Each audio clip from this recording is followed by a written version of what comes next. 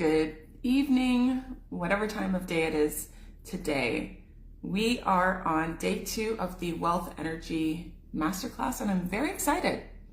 I'm very, very excited that we have made it to this day. Yesterday was phenomenal.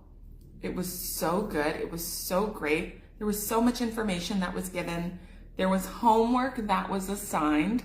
I'm looking forward to hearing what you've gone and done with that. But yesterday was fantastic. So yesterday we talked about the energy that you needed to be in to amass wealth. Such good stuff.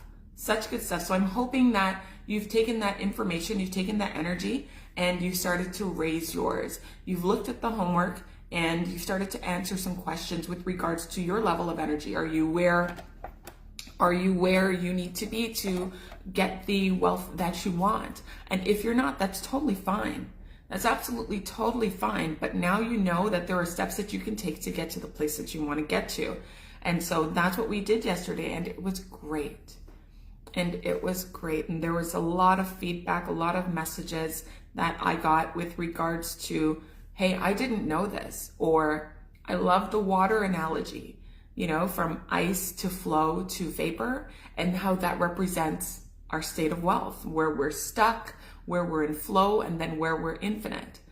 And so I'm just excited, and I'm happy that we're on to day 2, where we're going to be talking something. Obviously it's going to be along the same lines. However, it's more in depth with and more in tune with you personally, not just your energy, but you and your identity and how you present yourself to the world. So good day. Welcome to day 2. Now, I am going to go over some housekeeping again, like I did yesterday, because we have some new viewers, and it's just the right thing to do. So we are starting today and tomorrow. Tomorrow's day 3 at 12 p.m. Eastern time, and we're running until 1:30. Now tomorrow we may go till 2 p.m. if we have extra questions or anything of that nature. What else?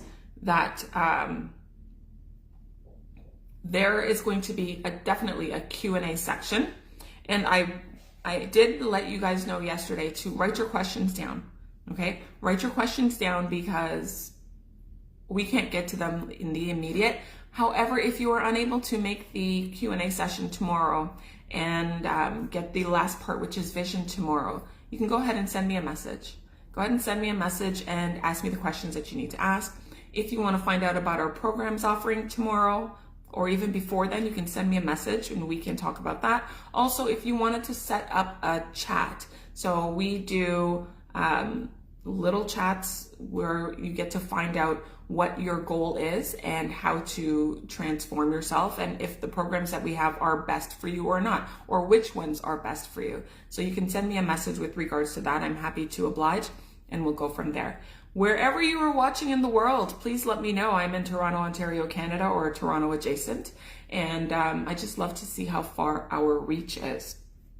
Okay, so today we're talking identity, both self-identity and a wealth identity, how to get into one of those. Tomorrow we are going to take it into vision, so creating the vision for the rest of your year and into 2026, as well as the question answer period. And then I will be discussing the programs that we have at the Breakthrough Academy to help you go from one state to the next, and to help you actually solidify all the stuff that you've learned here over these 3 days and take it yourself to the next level, because that's why I believe you're here.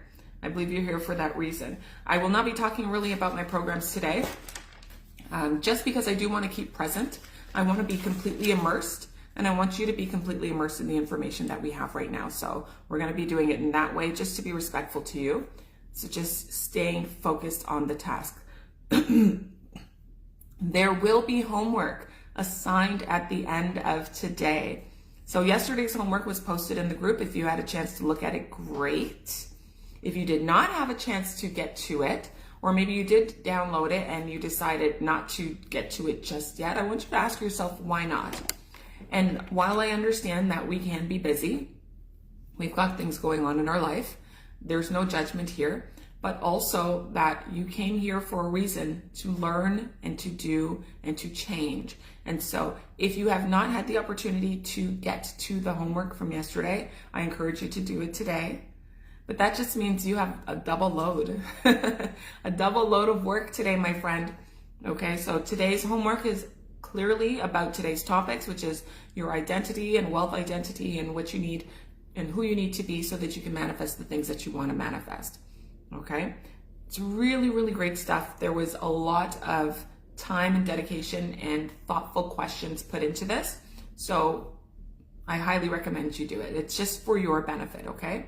And having done many of these classes, many of these workshops and summits, I do know that even though many of you were led here, some of you may even have been led here by God to watch this, okay? Because there's something you need to know, something you need to hear. Many of you are not going to do anything with this information. And again, there's no judgment with that. That's not up to me.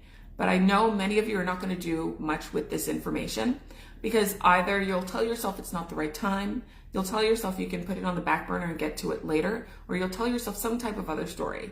Or maybe it's just not for you. And in that case, that's fine. However, the fact that you are here means that there's something that you want to learn. So learn it, live it, embody it, make this part of your everyday life, because the information, the material, it is thousands of years old, and it's for your benefit. I'm telling you, my life has completely changed since I got into this information, since I got into this material, and a lot of my students as well. Thousands of people around the world. A lot of people gatekeep this stuff. I don't want to do that. I want to make sure you have the opportunity to learn everything you need to learn in this next hour and a half and tomorrow, okay? So I'm going to teach you with love. I'm going to teach you with firmness. I said this yesterday. I'm going to teach you with honesty. You're going to learn based on what I have experienced. Okay, so these are things that I've actually done and implemented in my life, and you're going to learn from that point of view.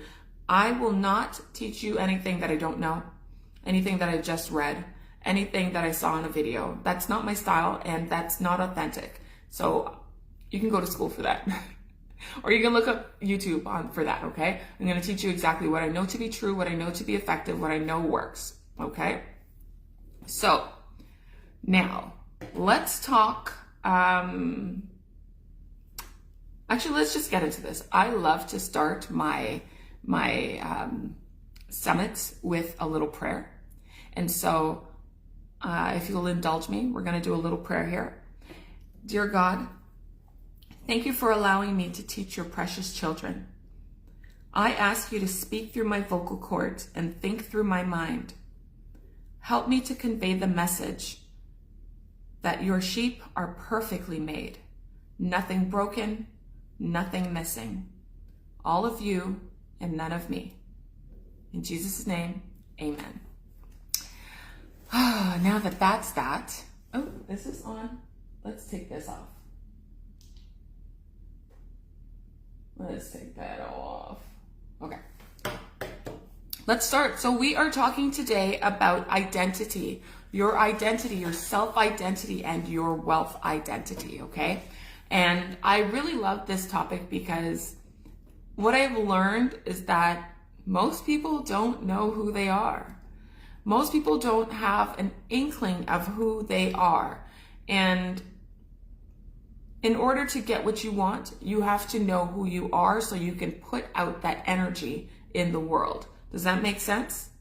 Okay, so I teach my students how to create an identity that demands wealth, it demands abundance, it demands prosperity, and it demands respect. Okay, it demands success, lives without defeat. That's what I teach my students. And you know, I'm personally in the money making business. I teach people how to make money, right? Hence the wealth energy topic that we're talking about today. But today we're going to touch on self-identity and the way you see yourself now. That's so important, okay? And if need be, you might need to adopt a new identity. That's okay. That's okay, because at one point or another, we all did, right? When I was a little girl, I wanted to be a singing cowboy. That is who I identified as. Now that I'm an older woman, I don't want to be a singing cowboy anymore. I do not identify as that. So as we go along through our life, we become different things to different people and different people to ourselves. And so this is about choosing the identity that best aligns with the lifestyle that we'd like to lead, our moral compass, who and how we want to present ourselves to the world, okay? So having the right identity will create more opportunities for you, okay? And it demands a more peaceful life. And doesn't everyone want more peace? And doesn't everyone want more freedom? I believe that we do. So what is your self-identity? What is your self-identity? And in other words, I'd say, who do you think you are? Now, I forgot to mention this in the housekeeping. I highly recommend you get a pen and paper, okay? Get a pen and paper because you will need to write some of these things down because you're going to be confronting you, okay? This is for your benefit. So how do you define yourself? I would love to know. Now, you can put it in the comments or you can just write it down. I love when we're interactive, however, but your self-identity, it serves as the blueprint for your life, okay? And so it actually influences your thoughts, it influences your behaviors, it influences your actions, and it influences your results. So since we're talking wealth energy, if you look in your bank account and you don't see the results that you want, in part it has to do with who you think you are and how you present yourself to the world. And so the way to uncover your self-identity is to start asking questions of yourself, okay? So the very first question I would say to ask is, who am I? Who am I? Who is Shani? Okay. And so when I'm asking, new students that I get to work with, I ask them about, who they believe they are. I would say, well, describe yourself to me. And it's almost like you're in an interview process. Nobody likes that question in an interview, however, but describe yourself. Describe who you are. And I can almost guarantee you every time the answer looks like, hi, I'm Shani. I am 40-something. I am a mom. I am a transformation specialist and manifestation mentor. I'm also an accidental educator. Background is in marketing. And I am a really great friend. Most would say I'm the strong friend or the friend that gives the good advice. And I have a bunch of siblings and I grew up in Toronto, Ontario, Canada, and da-da-da-da-da-da-da-da, right? Most of the time when people are asked to describe themselves and to tell them about yourself or yourself about them, that's what I want to say. We tend to focus on 3 areas. So your family, that's 1. Your work, what you do for a living, that's 2. Or your social standing, right? How you belong with your friends, that's 3. And so people would say, they're in corporate, they're the tag-along friend, they're the this, they're the that. But that does not have anything to do with who you are. And so I want you to realize that most people conflate who they are with what they do. So your identity is not about what you do, unless you make it so. Okay? So I'm going to ask that question again. Who do you think you are? And so to tell yourself, tell me about yourself, who you really are, that's really important. So when you're doing that, I want you to list your best qualities, list your characteristics. That describes you at your core. That describes the essence of you. So if I were to describe myself again, I would say I'm confident. I am dynamic. I am a go-getter. I am ambitious and driven. I'm very compassionate. I live in my feminine and masculine energy. I'm trustworthy. I am success-minded, right? I am ambitious. I am persistent. I am fun. I'm funny. I'm really funny, guys. By the way, I'm really, really, really funny. And so what I'm doing here, and I'm telling you, and I'm inspiring. I'm telling you about me at my core, who I am. That's who I am. It's got nothing to do with what I do. Now, my characteristics help me in this field that I'm in.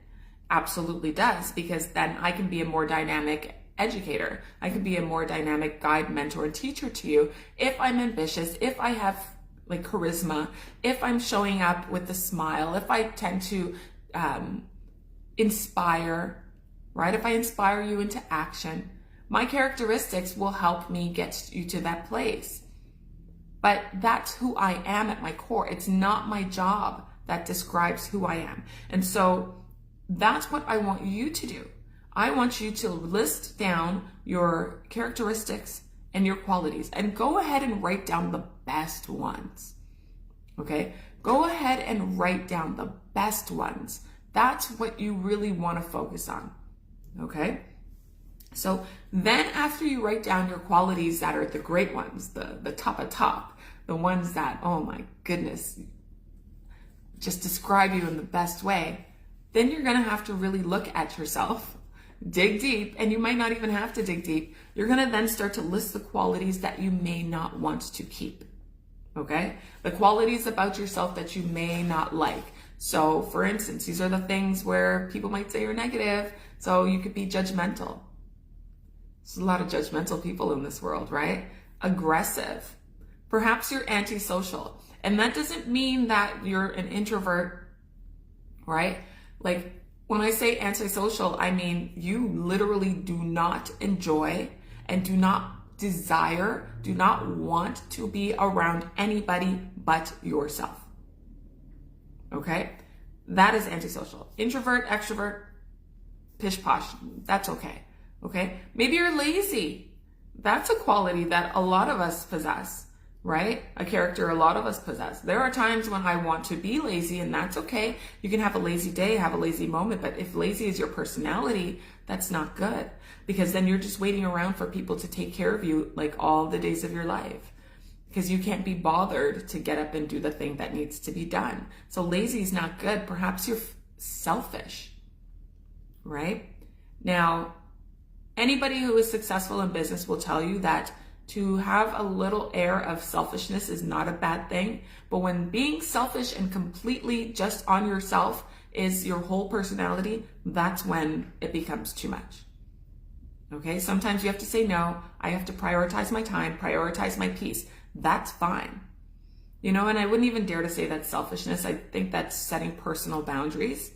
But if you're selfish, is that a quality that you love to have? What about if you are inflexible? So what do I mean by that? It's your way and only your way. I used to hear all the time when I was growing up, it's my way or the highway. My mom used to say that to us. It's my way or the highway. And well, damn, we didn't want to go on the highway, right? So we did things her way. But it wasn't always like that, because she was a good mama. But are you inflexible? Are you the type of person when you're in a group, let's say you're at work and you come up with the suggestion to do the task in one certain way and you don't like any other ideas, so you huff and puff and you're like, well, no, we're just doing it this way. Is that you? Do you have room for compromise, for suggestion, for a little tailor-made difference, alteration? If not, that's really not a great quality to have. It's not a great quality to have, and that's something that you really want to think of. Maybe you're indecisive. Now, I know a lot of my male friends will say, women are so indecisive.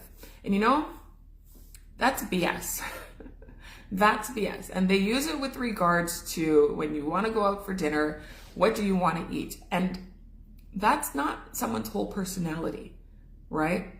If you can't make a decision based on what you want to eat, because there are way too many choices, okay, every so often that's fine. If that is your whole personality, you need to consult with people all the time before you decide to do anything. You need to do like a shit ton of research before you decide to move ahead. You need to read everything, get all the reviews. You can't rely on your own internal compass that says, I want to do this or I don't want to do this. I want to have this or I don't want to have this. I want to go there or I don't want to go there. Then your indecisiveness is a hindrance to you. And that is not a great quality to have. And so that might be something that you want to forego, right? Something that you want to replace, because you can replace the qualities that you have. And we're going to talk about that soon. Okay. If you are quick to anger, there are some people who just do not have a hold on their emotions. They're quick to anger. And so they're quick to like spew the thing that the words are just so horrible. They get angry and their fists are balled up, and it could have just been, you know, good morning, and you didn't like the way I said good morning. You know, if you're quick to anger on a regular basis, then there's something deeply within you that needs to change. Okay, so that's part of who you are. And again, that will require some introspective work and some therapy, but it can be done. It can be replaced. It can be removed. There are some people, like characteristics that I see often when you're always a victim. Some people love to live in their oppression because it is their story. They're addicted to their oppression story, to their victimhood. These are qualities that we definitely want to remove, okay? We do not want those. And half the time, negative people don't even realize that they're negative. They don't usually like comprehend that they are the negative one, because it can't be me, it's got to be everybody else, right? So you've got to define who you think you are as a person, okay? And then it's who you think you are and who you really are, okay? There's this quote that I love. It's by Charles Cooley. He was a sociologist. I heard this when I was in the 10th grade and it stuck with me and I've never forgotten it. And it's so true to this day. And it describes almost everybody that's on this live, on the replay, and everybody that you know in your life, okay? I'm not who I think I am. I'm not who you think I am. I am who I think you think I am. I'll repeat it. I'm not who I think I am. I'm not who you think I am, but I am who I think you think I am. And that's all to say that most people show up in this world, the identity that they hold is based on the perception that, or their thought of the perception other people have of them. So it's what they think other people are thinking of them. And so they show up in that way. So that's why, like in certain friend groups, when you say you're the strong friend, you've adopted that personality, you've adopted that identity because other people perceived you as the strong friend. Perhaps you're not the strong friend. Perhaps there's more to you than just that. But you've adopted that identity and now you don't know how to come out of it. And so you're living your life in a way that's not authentic to you because of perceptions from other people, of a perceived identity that has nothing to do with you. And when you think about it, we do this at work. So when you show up at work, and are you always the one who gets everything done all the time? I'll make all the deadlines. I can take all the extra work. I'm the gung-ho one. But then as soon as you get home, you're like, don't talk to me. I can't deal with this. It's too much. Life is hard. It's just a mess, right? Because you're showing up as the person you're not really, right? But one day you went to work and you did something extra and now it's your full-time job, right? So we oftentimes, even at school, this starts at such a young age. You know, I remember back to elementary and even high school days where people would say, oh, Shani is this way. And so Shani showed up as that way because it seemed palatable, right? I was like, okay. I used to hear that I was shy. Okay, so I'm shy now. And I lived in that shyness. There was one time where I was even afraid to play with my own friends in elementary school. They're my friends. But I told myself a story that I was shy and that they believed I was shy, so they treated me as shy and I accepted the shyness. And it was just a back and forth. And can you see me now? Is there anything shy about me? No. So the identity that we're walking around with or presenting to this world, it's not always based on our own truth.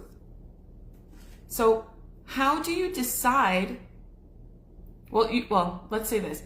How do you change your self-concept? So your self-identity, your self-image, your self-concept, these are all the ideas we have of ourselves, okay? Who we believe we are, Your self-image is how you picture yourself, so how you show up in this world, so the way you dress, the way you like walk, all of this stuff. Your concept is the idea of you. The identity is you all encompassing, okay? So how do you change your self-concept or your self-identity?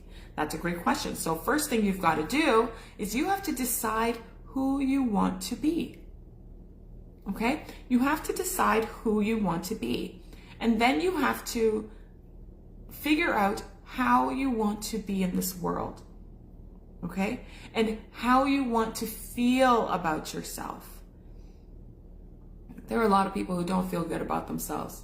Myself included once upon a time. I had so much shame, so much guilt, so much disdain for myself because I would never go after the things that I wanted to go after. I couldn't make myself do it, even though I wanted it so badly. There was a paradigm issue, which was a multitude of habits that keep you the way you are. I could not see myself doing the thing. I could not see myself doing it, but I wanted to do it, right? And so I experienced the shame and the guilt and feeling unworthy. Oh boy, did I feel unworthy, you know? So how do you want to feel about yourself? I feel great about myself. You know, I feel fantastic about myself. I feel the way about myself that I feel about my loved ones.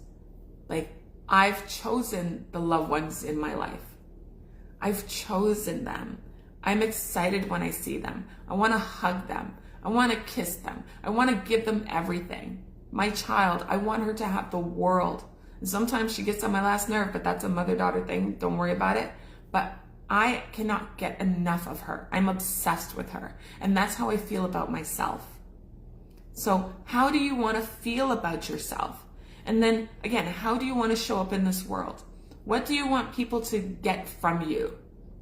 Okay, so you are now, with that question, you are now deciding how people perceive you.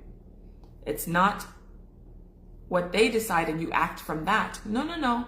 You act the way you want to act and they have to receive you. Now, it's not your responsibility how they receive you, okay, or if they receive you. Your responsibility is to show up as the person that you want to be from this moment on, okay?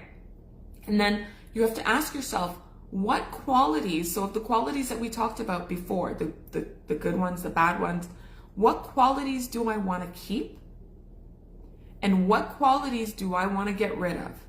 So for me, I wanted to get rid of shyness, lack of confidence. I wanted to get rid of the judgment. Because yes, I was judging. I thought other people were judging me, but it turns out I was judging myself. So I wanted to get rid of that. And I did. I don't judge myself anymore. I give myself grace. There's only one judge. And he's not judging me right now, you know, not yet anyway. So which qualities do you want to keep? And then which qualities do you want to get rid of? And so why I carry these qualities, you have to ask yourself, why do I carry these qualities in the first place? Okay. Where do they come from? Are they serving me? Are they helping me?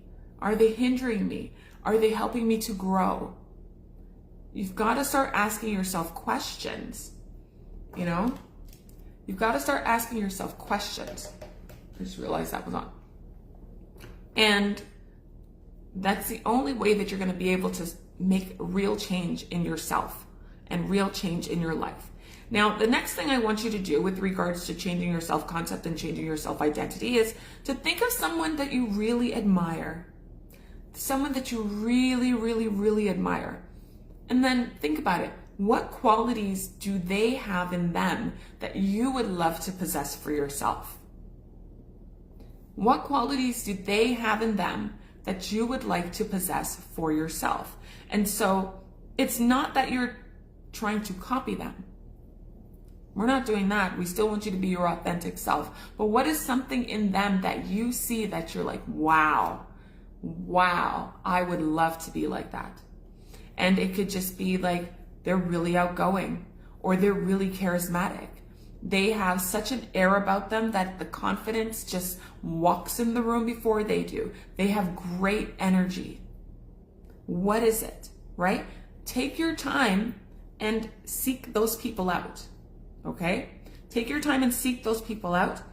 Study them, not in a bad way, not in a creepy way. We're not doing that.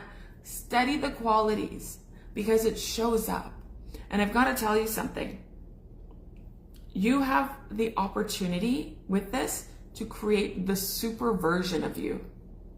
Like, dun, dun, dun, dun, the super version of you. You have the opportunity to do that. And so when you're looking at the people that you admire, right?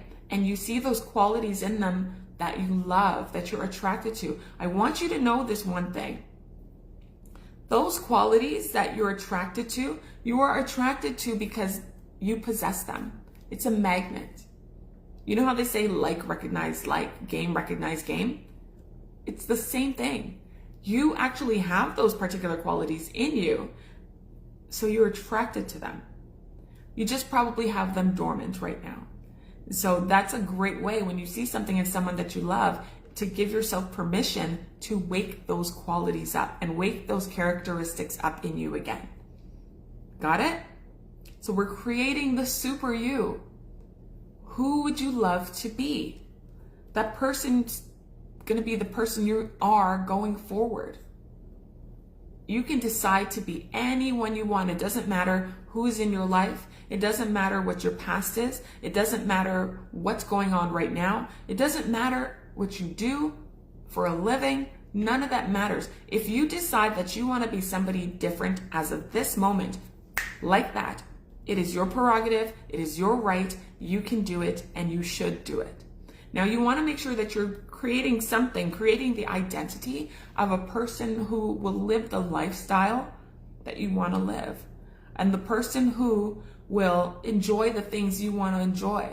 Like, it's got to feel good to you. And it can't be so far off from who you are now that it doesn't make sense. Like, it has to make sense to you. So who do you want to be? You literally have the choice. So what if you wanted to identify as a business person? Okay, so then you're going to ask yourself, what kind of characteristics, what kind of qualities do I need to possess to show up as that business person, right? So what attributes would you have?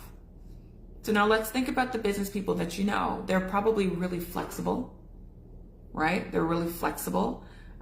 They have effective communication skills. So if that's something that you want to do, you have to work on your communication skills. They have the characteristic of adaptability.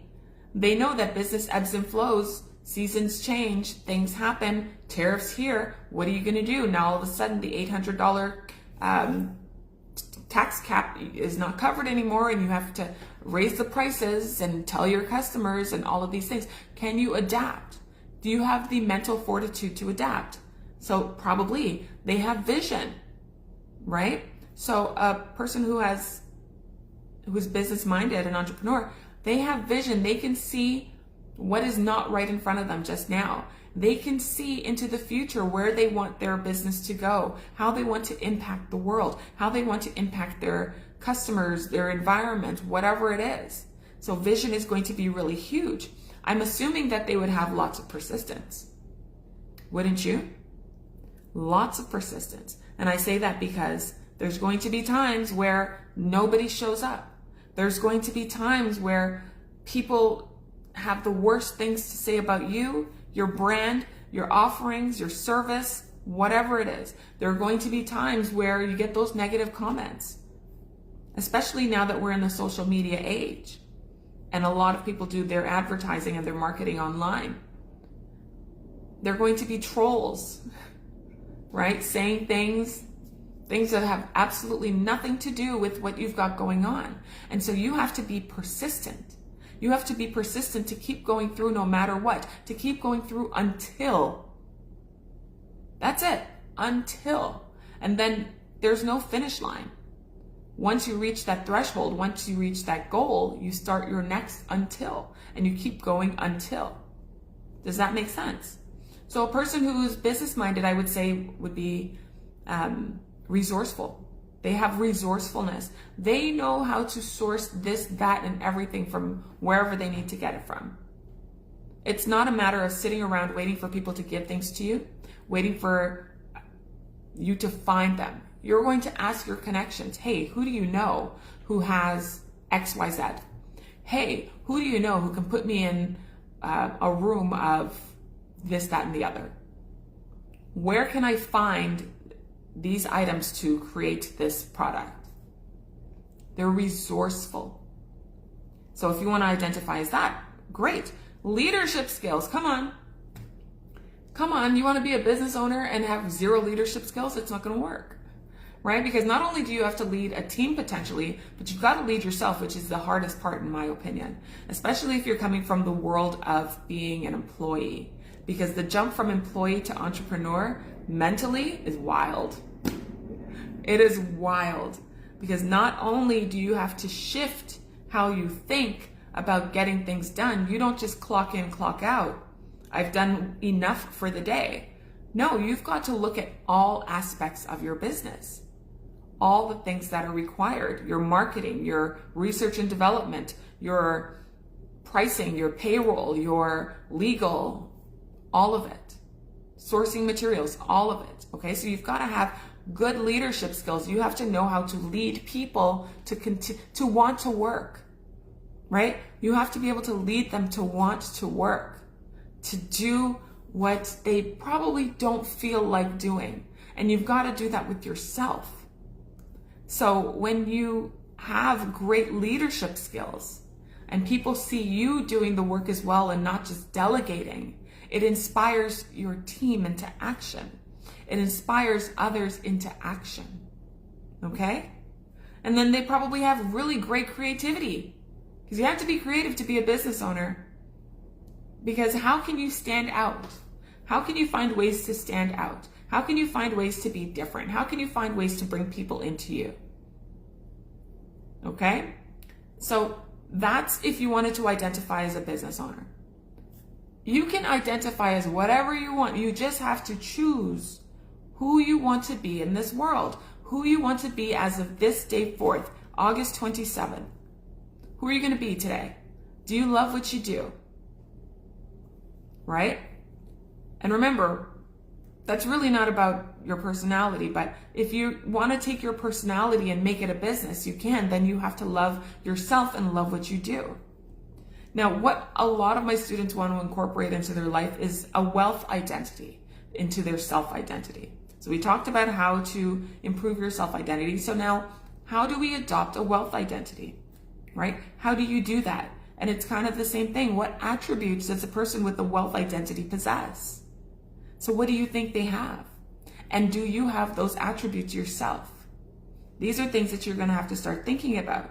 Now, for a person with a wealth identity, in my opinion, they would possess a prosperity consciousness and an abundance consciousness. We talked about abundance consciousness yesterday. I'll touch on it again today. But a prosperity consciousness is one where you have the belief that you deserve to have abundance. You have the belief that you deserve wholeness in your life, because you do. Okay? You were born prosperous. A lot of people think prosperity is money. Prosperity, in my opinion, is more than money. It is wholeness. When you prosper in wholeness, that means you're succeeding. You are a successful person. That's in your who you are, your identity, in your health, in your finances, in your relationships, with security, feeling safe, having shelter. If you have all of those things and then you lose the finances, you're not going to feel safe. Your health will eventually start to deteriorate because you're going to become anxious. And so you're not whole. Okay? So you have to adopt a prosperity consciousness. A person who has a wealth identity, they have prosperity consciousness. Okay? And then you have the abundance of consciousness. And we talked about this yesterday. The abundance consciousness is the idea that there's always enough. And that if it runs out, more will keep coming back. More than enough eventually. Okay? It's the belief that possibilities and sources are endless. They never run out. They never, never, never run out. So you've got your possibilities, you've got your opportunities, you've got your resources, you've got money and experiences. They're in abundance. They don't run out, okay? All things, they don't run out. They will keep coming back and keep replenishing themselves. A person who has an abundance consciousness believes that to be true.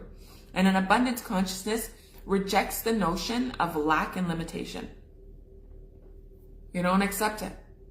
We don't accept it. So a person who's got that wealth identity, prosperity consciousness, and abundance consciousness. Okay? So how would you express yourself as a person who has a wealth identity? What would you do? Right? What does that look like to you?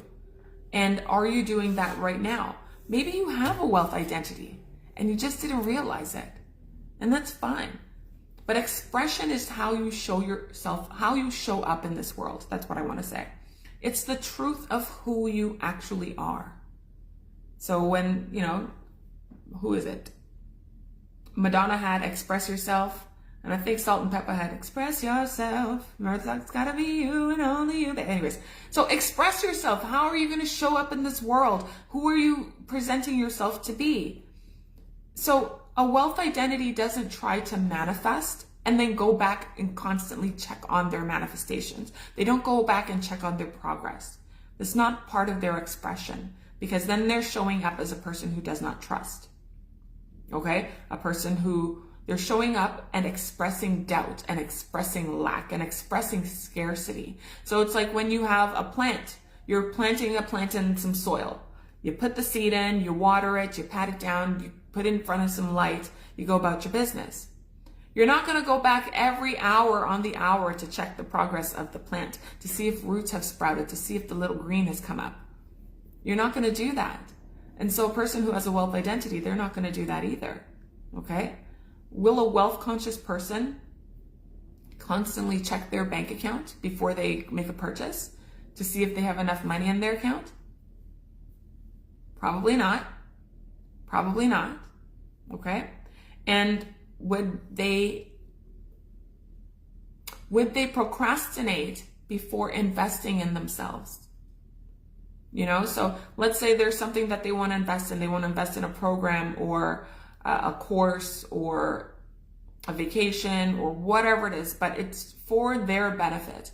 And they know that they're going to receive their investment back tenfold in either experience, in funds and money, in opportunities, in whatever it is.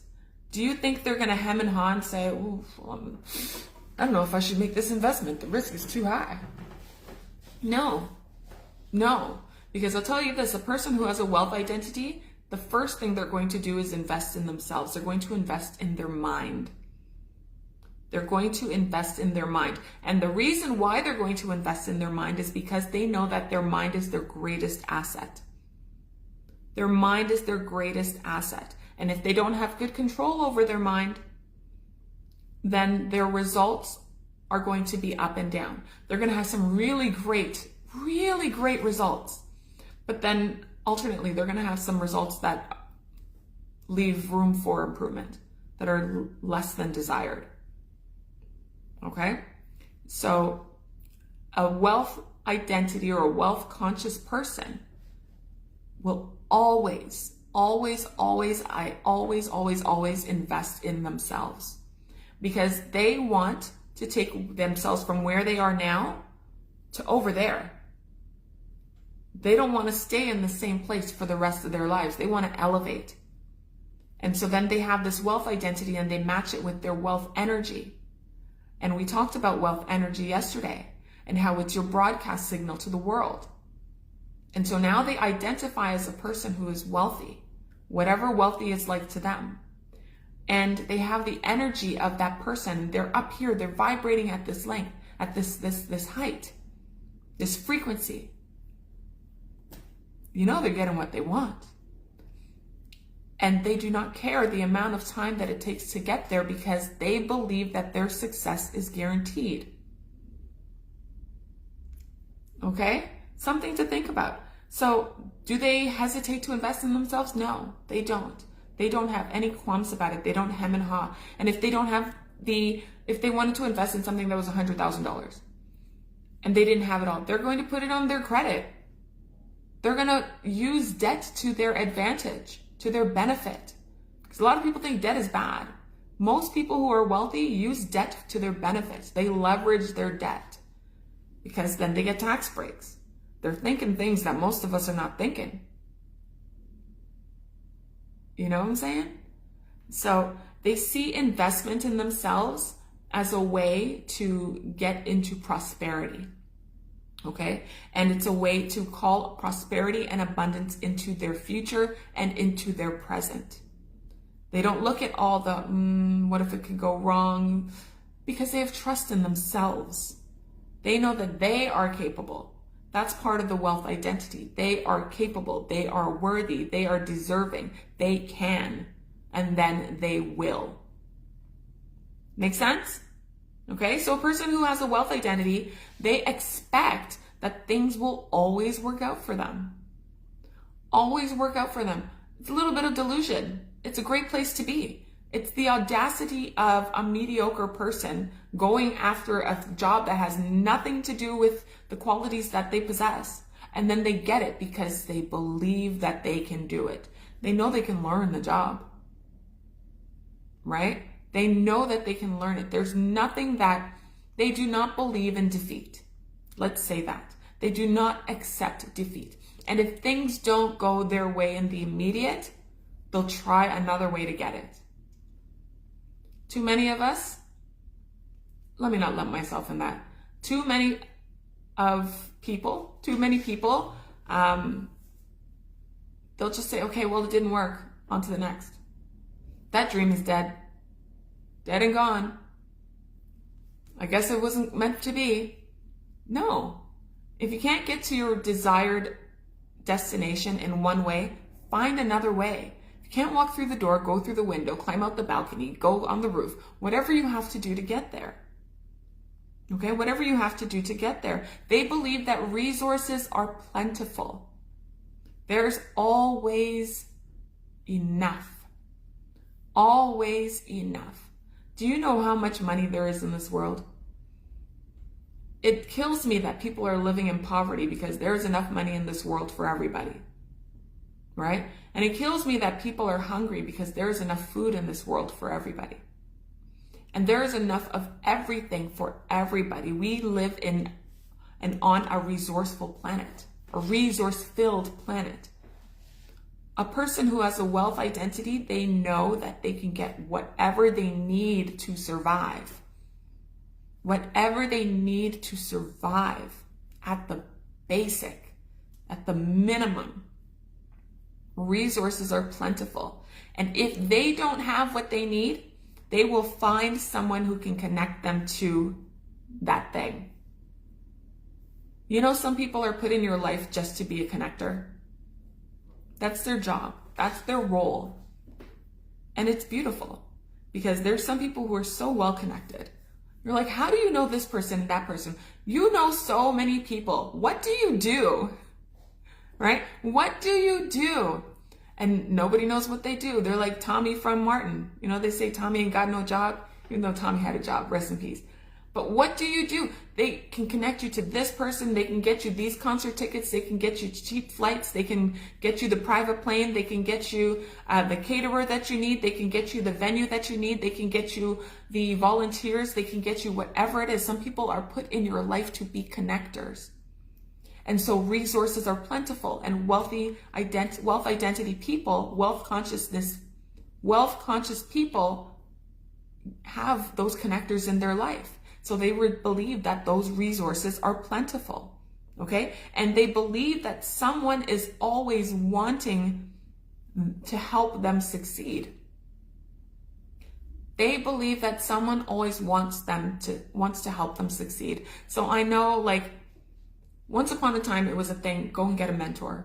It's still a thing, okay? You should always have a mentor in your life. You should always have a coach in your life.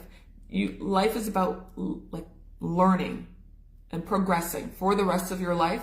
There's always going to be someone smarter than you, someone who's richer than you, better looking than you, more dynamic than you, more confident than you, who has something that you have, something that they have that you don't.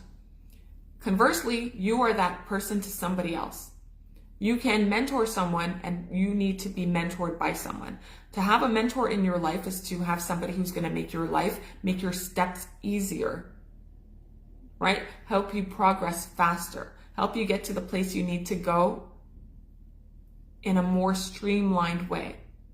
And so getting a mentor, getting a mentor, especially somebody who's really well-to-do, is wise. Do you know how many people are wealthy and are sitting at the top of companies and are on the board of this, that, and the other? They're the chairman, and they're waiting for someone to mentor. They're waiting for someone to ask them to mentor them.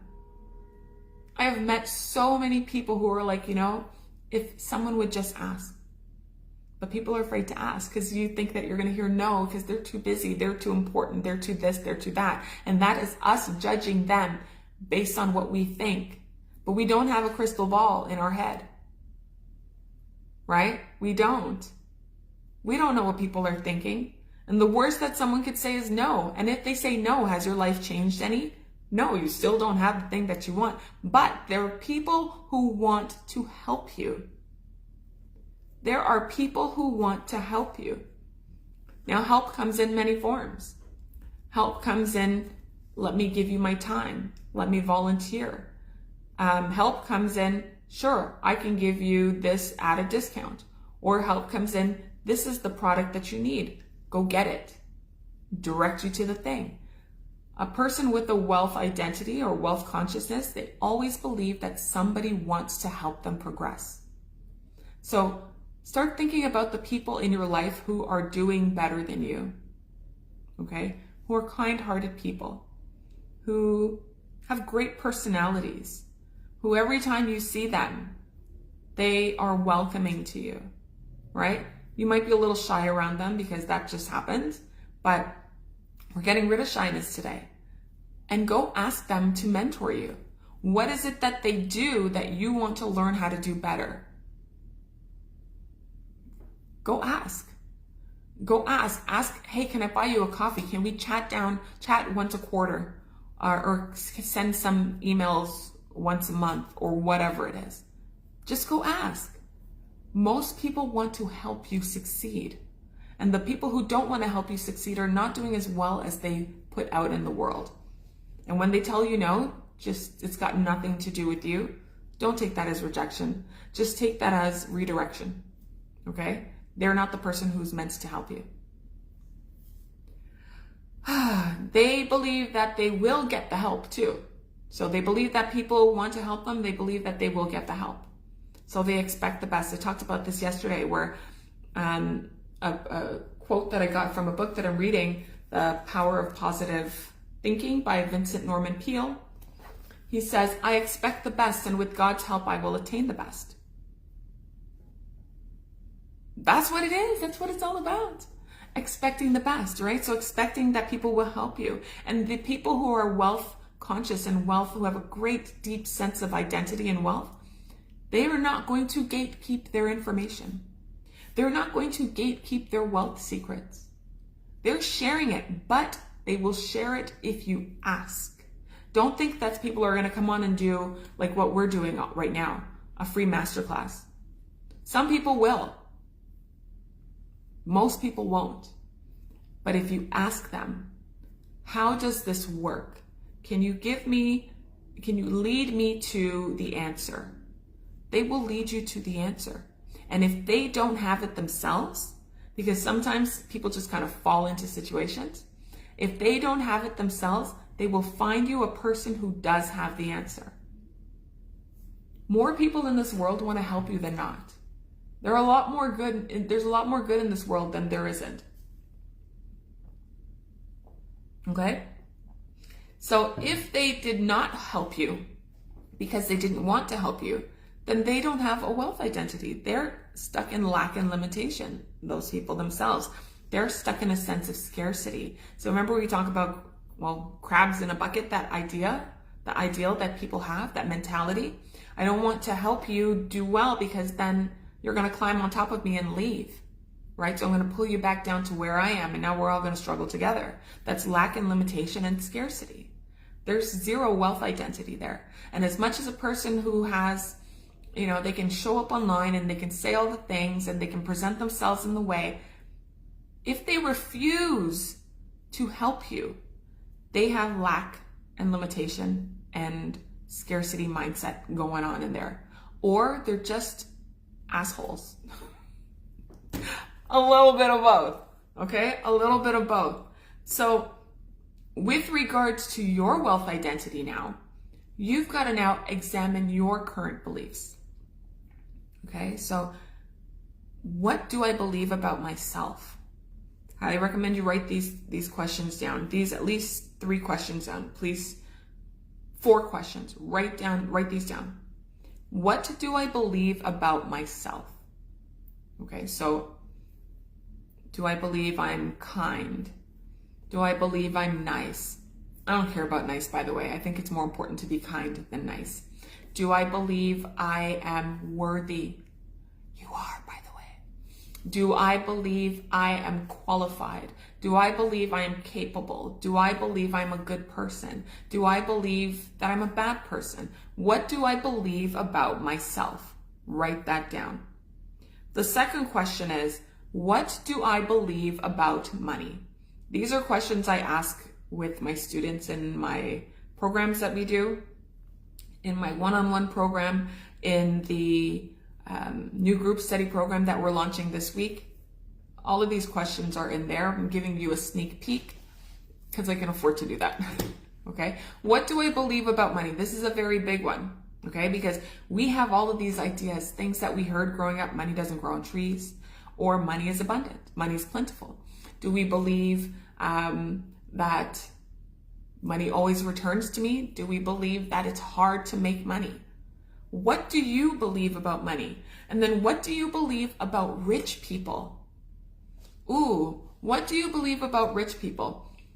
A few months back, there was this whole what to do, hoopla, hapla, whatever. People were up in arms because some billionaires decided to go to space for 9 seconds, 11 seconds, 9 minutes, however long or short it was, and come back down. And people were saying, oh, they are so tone deaf. There are so many people in this world who are struggling, this, that, and the other. And they are. And they're telling these people who have this money, you could eradicate all the poverty and you can get rid of all of the stuff. But you're going up to space for 9 minutes?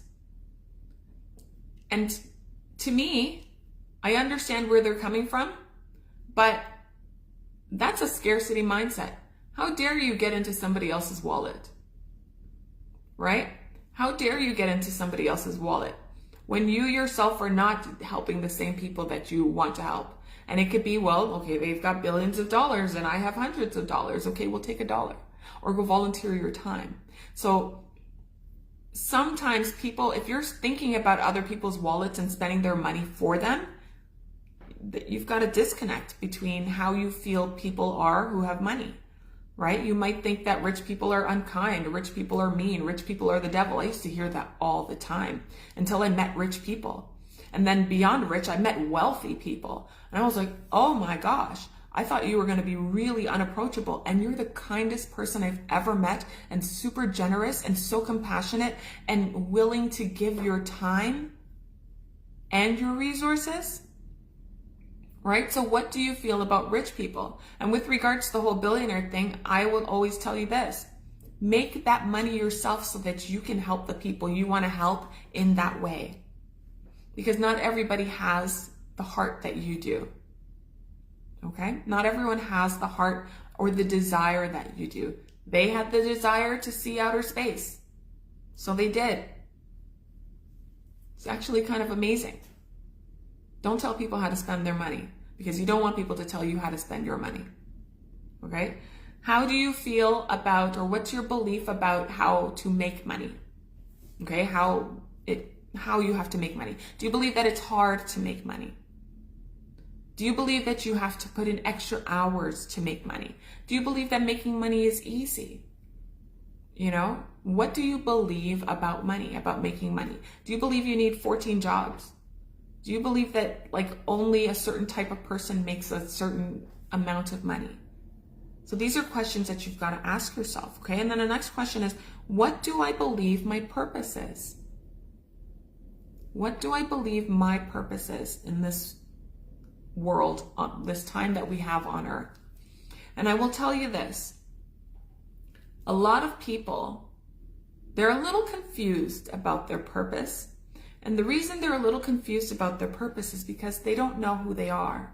They're confused about their identity. And you can't figure out your purpose until you know who you want to be. Because when you are authentically living in your identity, your purpose will come to you. So if you don't have your identity right now, it's going to be a little bit of a challenge to figure out what your purpose is, but you can still guide yourself there. Based on who you think you are now, what do you believe you're supposed to do on this earth? What do you believe your impact is supposed to be? Do you believe you're supposed to impact at all? Do you believe you're supposed to be like a person who's in the background who just kind of cheers people on? Yeah, that's important too, right? So what do you believe your purpose is? So these are questions that you've got to ask yourself. Who do I believe I am? Right? So what do I believe about myself? What do I believe about money? So rich people, how to make money, stuff like that. And what do I believe my purpose is? Very, very important. And then I would even hazard to say you should ask yourself, where did these beliefs come from? Where did these beliefs come from? Because they came from somewhere. We don't just have a belief. We don't just get it. We don't just find it. There's a belief, I'll take that one. No, we've adopted beliefs, right? So where did the beliefs that you have come from? Were they given to you by your parents or your guardians? You know, were they given to you by your teachers, your religious figures? Were they given to you by the adults in your life? Were they given to you by things you see on TV and social media? Where did you select your beliefs from? And as you get older, I'm talking to adults here, you now have selected your beliefs. You have selected them. So the ones that you have adopted, grew up with, they're probably still ingrained in you, right? They're probably still ingrained in you. My faith was given to me, taught to me by my mother, right? And then I made the choice to say, yes, I'm going to, or no, I'm not going to. By the way, it's yes. You know, how I practice my faith is completely different from what I did when I was a child, right? But that was my choice. And so my beliefs have grown and they have differed in certain ways. So where did those beliefs come from? You must know. And then with regards to where did those beliefs come from, I'd even take it one step further to say the people who gave you those beliefs or who helped influence the beliefs that you have in your life, how are they doing in their lives? Are they living a good life? Are they happy? Are they content? Are they living in wholeness? Are they prosperous? Right? What kind of viewpoint do they have? How do they show up in this world? Are they doing well? Are they doing not so well? Are they struggling? And if they're living a life that you personally would not trade places with them for, do you want to still have those same beliefs? Okay, so I want you to think about that. And then I want you to think about, how do I show up in this world right now? So how does Shani show up in this world right now? Who am I showing myself to be? Okay, so for me, I love to be full of light. I love to be full of love. I love to be full of energy and inspiration. That's what I want. I want to be a person who has zero judgment. Okay? It's not up to me. You know, we listen and we don't judge. It's not up to me. So that's how I want to show up in this world. And you know, there are times where I falter because I'm human. There are times where I go back to old Shani. And then I'm like, ooh, I want to live in peace. I don't want to live in angst. I don't want to live in like an annoyed state. So how do you want to show up in this world? Okay? Very, very important. I want you to think about these things, and I hope you're writing them down.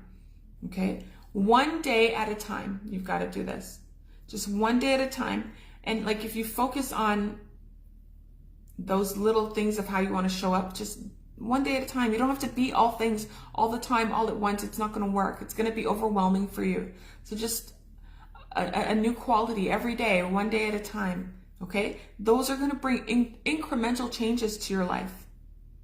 And that's good. Okay? But you can go all in at the same time if you decide. And that's going to help you quantum leap your life. That's when you decide what you believe about yourself and you're not going to look back at all.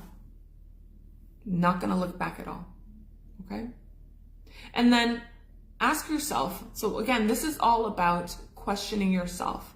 When you're working on your self-identity and you're working on your wealth identity, it's all about the study of you. We want you to be an expert on you.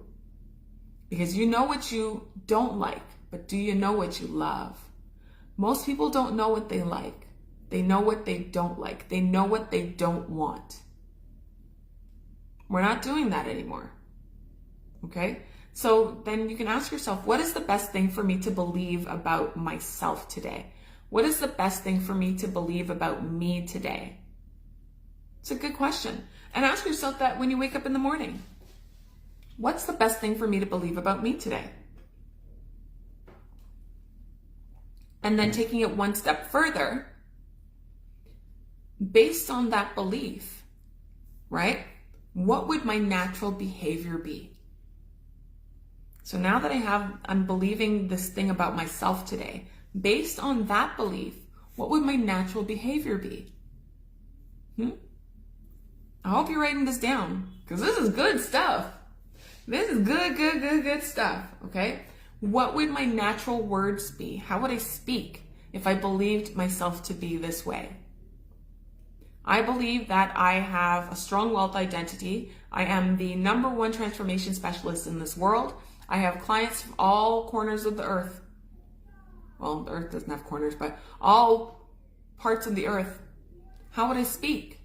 Would I speak with lack of confidence?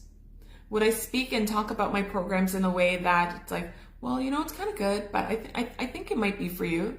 Or would I be a person who's speaking with confidence and saying, this will help you in this way. This is why you need to get it. This is how much it costs. Right? So if I'm going to show up and believe whatever I'm going to believe about myself today, how am I going to show up? What am I naturally going to do? What is my behavior naturally going to be? And then what is my natural speech going to be like from that belief? Because now I have a new belief about myself. I now believe that I am well capable and I am confident and I am a guaranteed success. I believe that to be true. This is my truth now. And now from this new truth, how am I going to show up? How am I going to act? What am I going to say? Okay? What would my natural thoughts be from this new belief? Am I going to think the way I thought about money before? Am I going to think, you know what? I'm not sure that spending that money is a good thing for me. Or, especially if it is a good thing for you, it's going to help you get what you need to get. Or would I say, you know what? This is an investment in myself that I know I will make back tenfold in resources, in money, in opportunities, in life, in love, in whatever. I know that I am a guaranteed success. So if I'm a guaranteed success, I am capable, I'm able, I'm willing, and I'm a bucket. It's going to happen.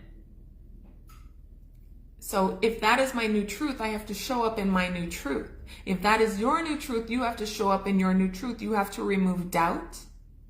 You have to remove all the self-talk, right? That's trying to hold you back, that tries to get you to weigh the consequences. Are you sure you want to take a risk? Are you sure that's going to be good for you? What will people say? What will my family think? What if it doesn't work? You've got to get rid of all of those things, but you also have to remember that when that happens, when all of the doubt and all of those ideas come into your head from the decision that you made, and that decision you made, you know it's something that is going to be good for you, and those ideas come into your head, that's your brain. That is literally your brain's function.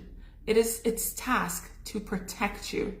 And so it's trying to prevent you from feeling harm and feeling humiliated and feeling failure, experiencing failure. So it gets you to doubt. It puts little things in your head, right? You can train your mind, and your mind is not your brain, but you can train your mind as you can train your brain, because our brain is neuroplastic. Our mind is, it's neuroplasticity, which means it's moldable, it's pliable. We can shape it any way we want. Okay, you can train yourself, your mind, to instead of allowing negative thoughts, limiting and lack and scarcity and warnings into our mind, you can train yourself to say, oh my gosh, what if this works? This is how my life could look like if I went for this. This is the good things that I can expect. Doesn't that feel better than the, ooh, I wouldn't do it if I were you? Who says risk is bad? Who says risk is bad? So, like, from that new place, when you're adopting a new identity or a new belief, which solidifies your identity, you have to think differently, act differently, show up differently, dress differently. You can use the same clothes that you have, but style it in a different way. You don't have to go out and buy things. Style it in a different way. You can cook differently. Instead of using the same spices that you use all the time, try a different spice. Instead of drinking the same drink that you drink all the time, get a different drink.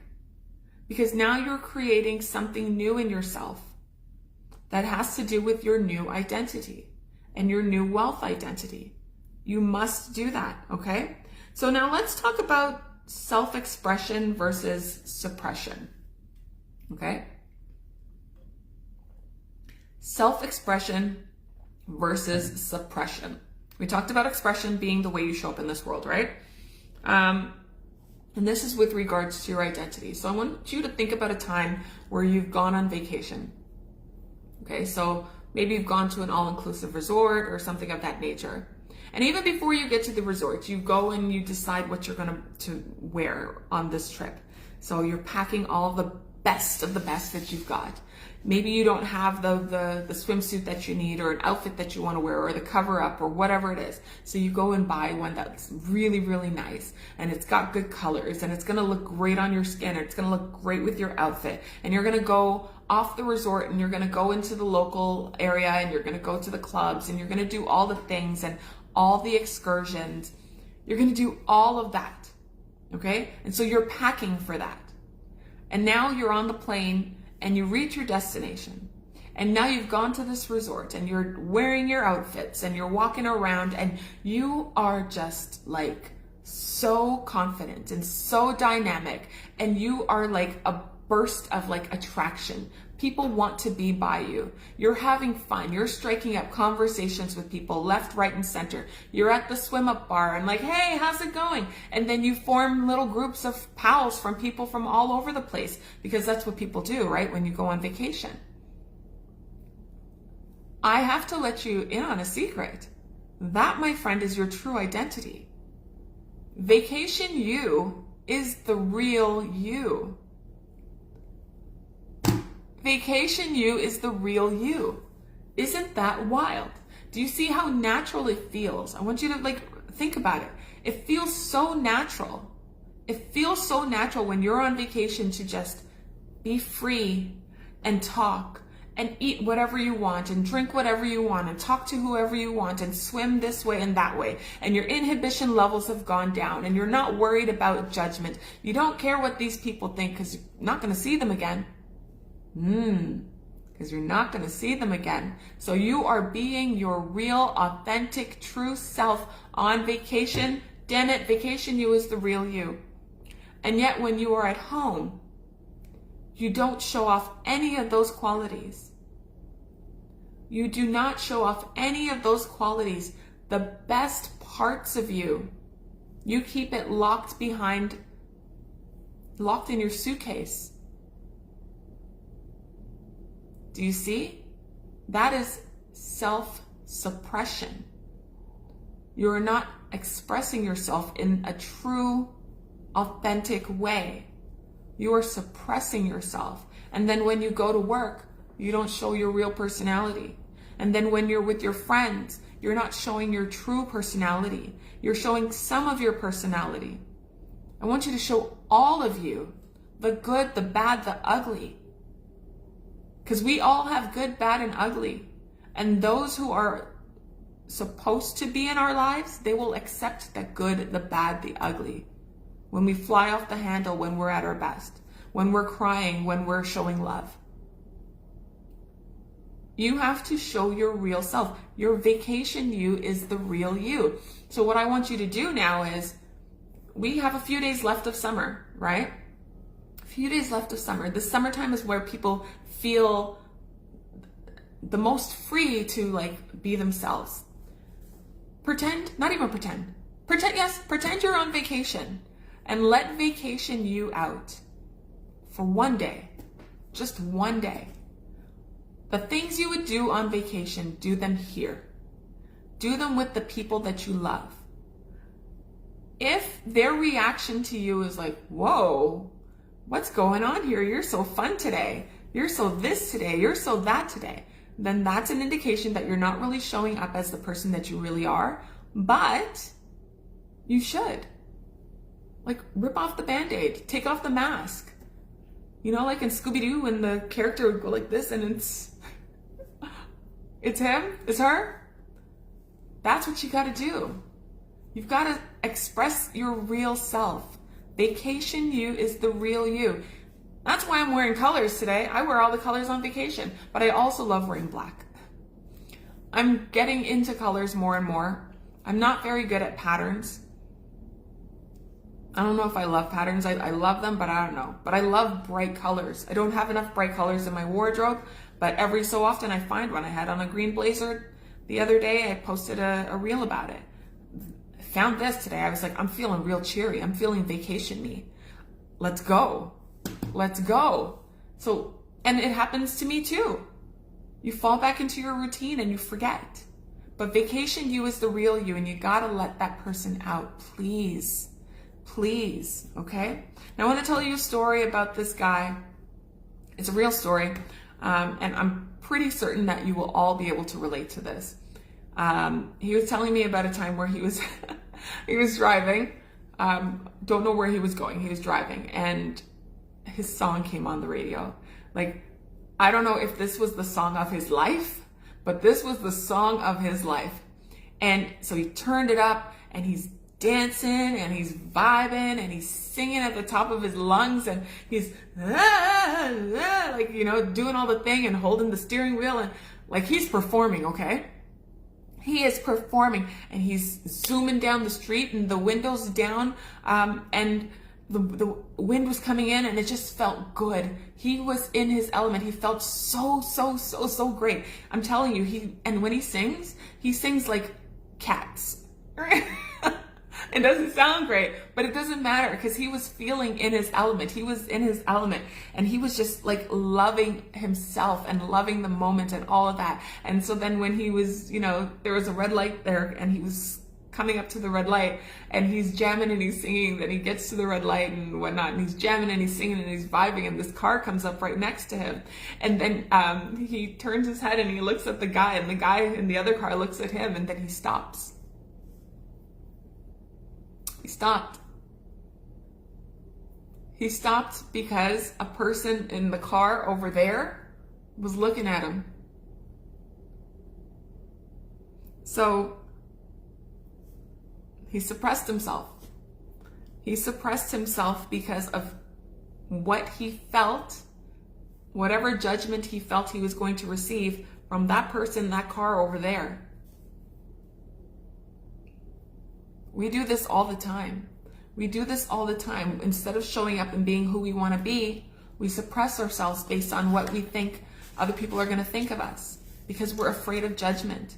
But I've got to tell you, if he had, and I told him this, if he had kept jamming and vibing and playing the song, like the song was still playing, jamming and vibing and singing and all of that, I'm pretty certain that the guy that was over there in the other car would have looked over to him and smiled.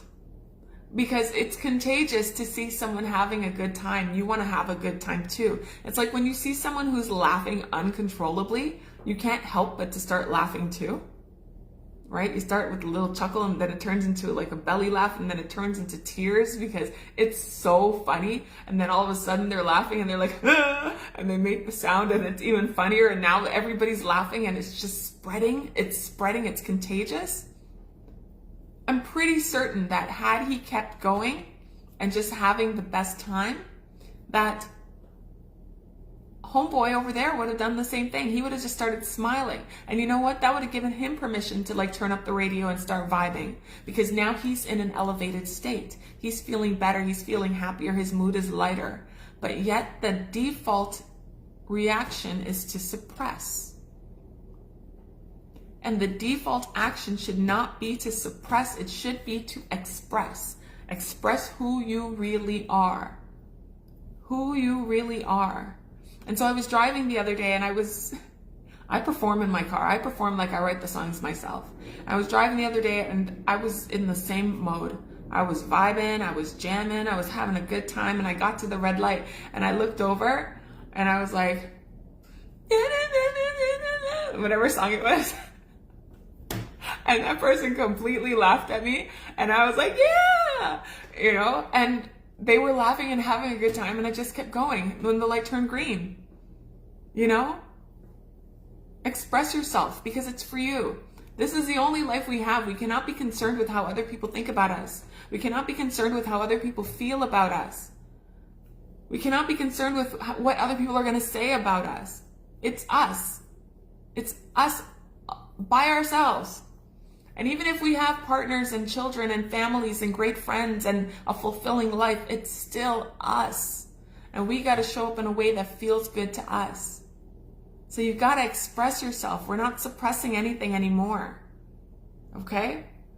Just start like vibing. Vibing and what was it? Vibing and emphasizing. Vibing and emphasizing. I don't know if you ever watched the game. That was something that med school used to say. So, okay? So where in your life are you concerned about what other people think?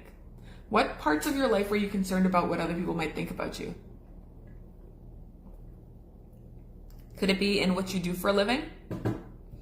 Do you love your job? Like, do you really love your job? Do you tell people about what you do? Do your friends know what you do? Does your family know what you do? Where in your life were you concerned about what other people think? Could it be in how much money you have? Right? Maybe you're doing really, really well. Maybe you're super successful, but you feel guilt about being super successful because they're not. Right? I'm a preach, Fred. I got this. Right? Maybe they're not. Or maybe it's the opposite. Maybe you're not making as much as you want and you have to say no to more opportunities than you desire. And so you, like, do your people know? Like your close people. And you don't have to go discussing your money. Right? But if you're uncomfortable speaking about money, that's also another thing. If you're uncomfortable speaking about money, it's going to be hard for you to make more. You got to be able to speak about money. If you have a business, you've got to be able to tell people what your prices are and not feel away. You have to tell people what your prices are and not default to, I have a payment plan. No. Nope. I have a program that we're launching this week. It is $6,000 USD. I already have people lined up, right? My one-on-one students, when I started doing one-on-one work, but one-on-one with them, initially I was concerned about the costs because we were spending 6 months together, but it's just one-on-one teaching. And so because it's 6 months and one-on-one teaching, the cost is substantially higher. And I was a little bit taken aback at first. I was a little bit worried about it. And then I was like, wait a minute, why? There's value, and I'm a great teacher. And I have the experience behind me, and I've experienced the stuff. I have made the $1 million. And so when I say to my students, it's $18,000, and they're like, okay. And I'm like, okay, let's go, right? So you can't be concerned about what other people think about certain parts of your life. And if you are, I need you to let it go, okay? I need you to let it go, because that's classic overthinking. We do it to ourselves all the time. But if you can overthink the negative, you can absolutely overthink the positive. Think like all the great things that could happen to you. Focus on that. Because again, we talked about this. Your brain will do the things to protect you and tell you all the reasons why you shouldn't, and tell you that it costs too much, and tell you that you can't afford it, and tell you not to put it on your credit card, and tell you not to take out a line of credit, and tell you don't go on this vacation, and tell you not to buy those clothes, and tell you not to get the shrimp or whatever, not the radioactive one from Walmart in the US though, but like tell you all of these things when you should be saying, yeah, let me do it. It's going to help me change my life. Yeah, let me do it. I'm going to be successful. Yeah, let me do it. I'm really capable of seeing the results that I want to see.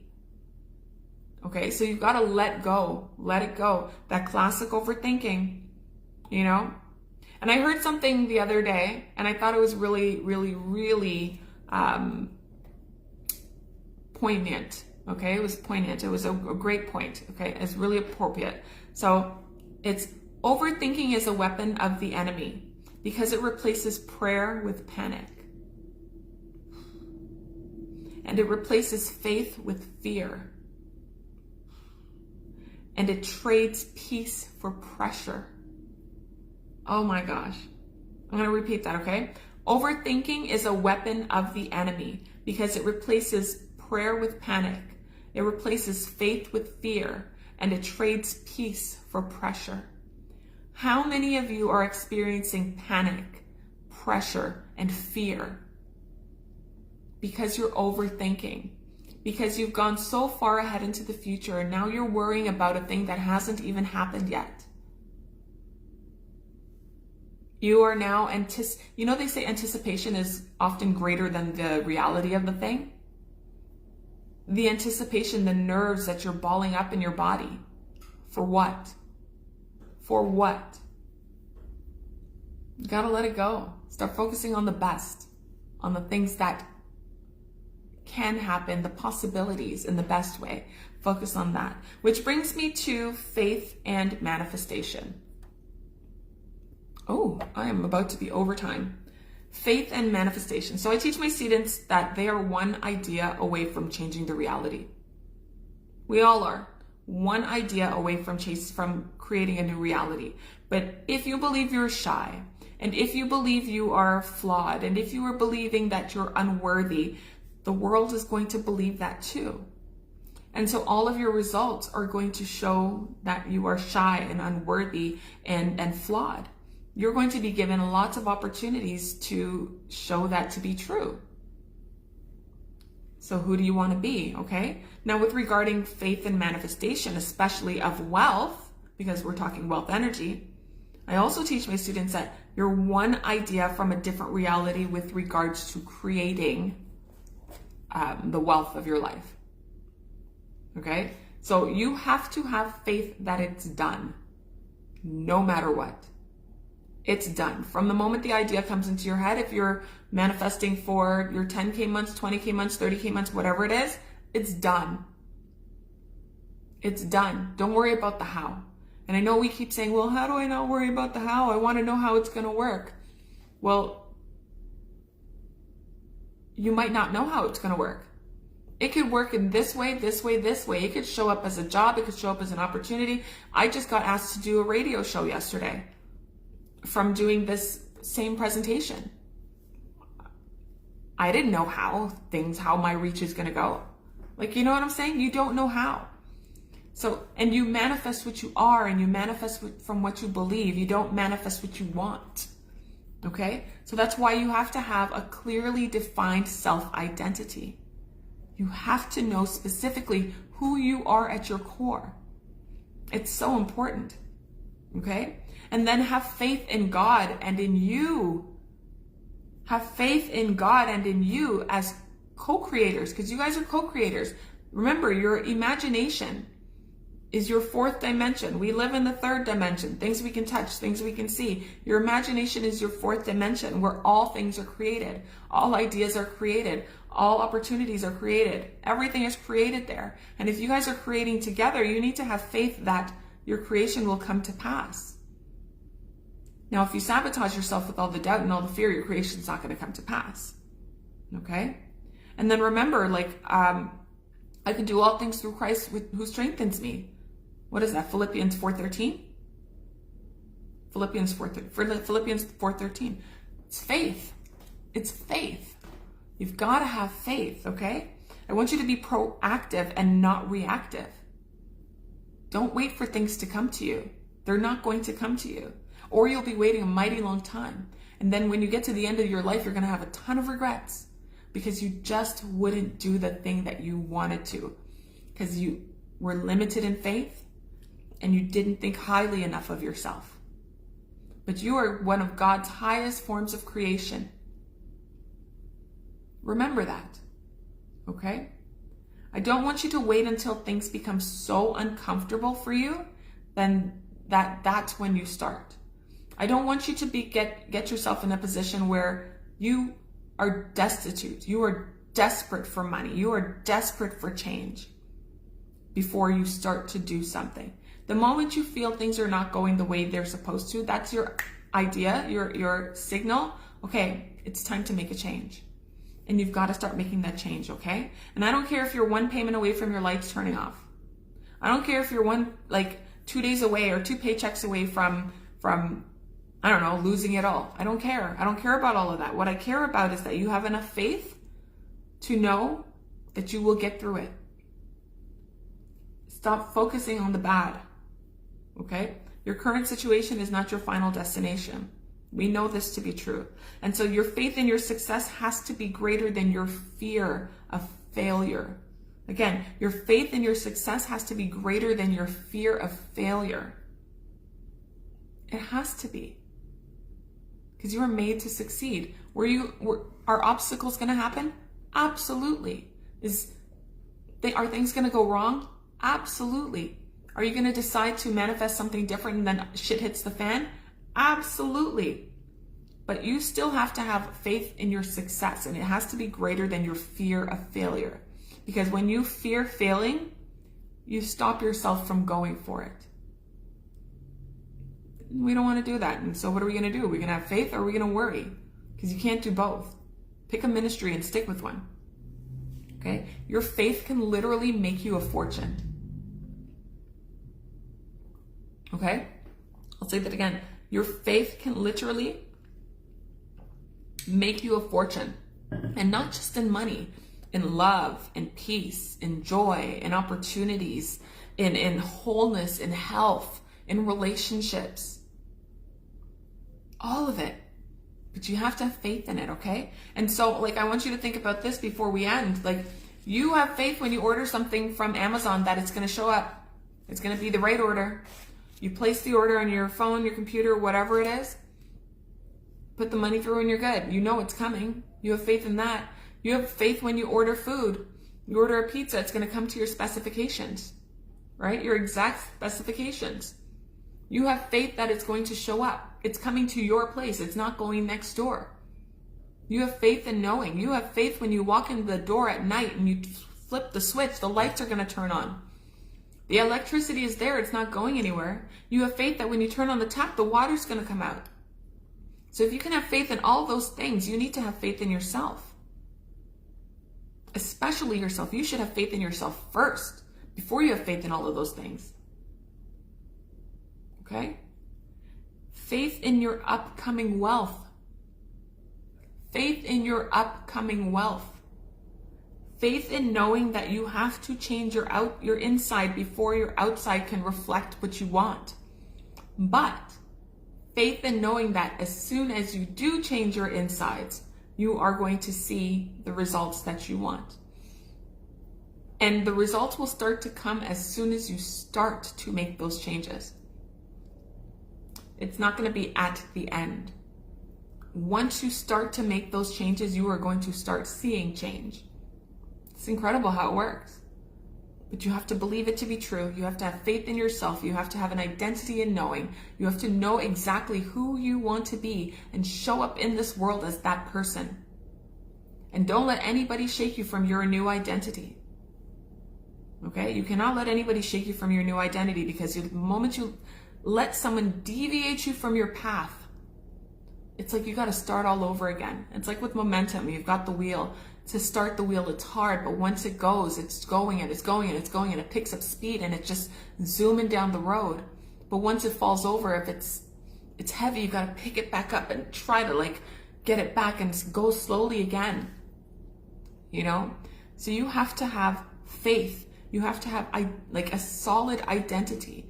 Who do you want to be? Who do you think you are? And if you don't like who you are, change it. You're not a tree. You're not stuck. Move. You're most welcome, Brandon. Move.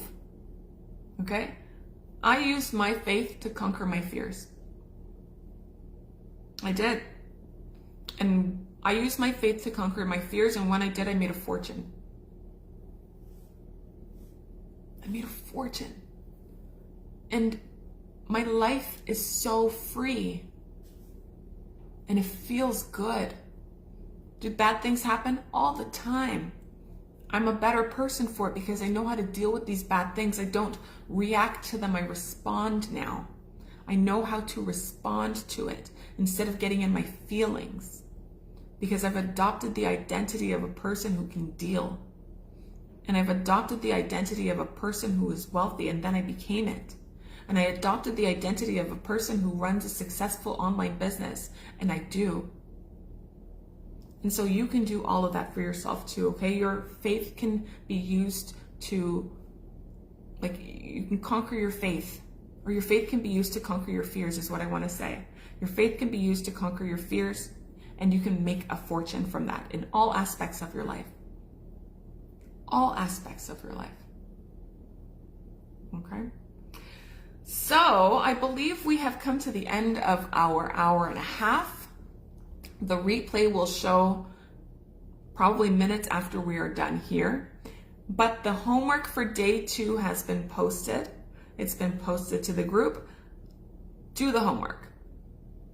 Do the homework. It is going to, again, solidify what you have learned today. If you have not been able to watch this whole thing, you can watch the replay and then do the homework. The homework from yesterday was posted as well. If you have not done it, no judgment, but get to it. Now you have twice as much to do. There's a lot of stuff to consider. The work on changing you is plentiful. But the results of changing you are even more plentiful. You can create the reality that you really desire, one that you could probably never have even thought of. And then you're like, whoa, this is the life that I get to live? But you have to create the identity of the person who has it first so that you can get it. Okay? So we talked about energy on day 1. What type of energy do you need to meet that threshold, all right, to attract what you want? Today we talked about who do you need to be to get it, okay? In conjunction, you're unstoppable with day 1 and day 2. Tomorrow we're going to be talking about vision. We're going to be casting the vision for the rest of 2025, what you want the rest of your year to look like. And then we're also going to be talking and going into 2026. We'll also be doing a guided meditation, okay, so you can actually see it. This is something I do with all of my students so you can get into the process of embodying, right? Embodying it, which is starting to live from that place. I don't want you to just see it. I want you to live from it. Tomorrow, we're also going to be talking about the program that's launching that it's so damn fantastic. That's launching, that builds off of this and so much more. Okay, it's going to be a 6-month program. We'll talk about that tomorrow. And that's that. So if you have any questions, or if there's anything that you liked about today's call, actually there's a lot that you liked. So go ahead and put that in there. When you're watching, feel free to give some likes. Feel free to show some love. You know, let me know that you're vibing with me. Like I can vibe on my own, but let me know that you're vibing with me. So tomorrow I expect to see all the comments, all the likes, all the love. I expect to get some questions. We're doing a Q&A tomorrow. So if there's any questions you have about anything that you learned from day 1 or day 2, if you need more clarity, or if you want to talk about getting into transformation, if you want to talk about the programs more so, write your questions down. We're going to be going through them tomorrow. Okay? And with that, I wish you the best afternoon, evening, morning, wherever you're watching from. With love, Shani. Bye.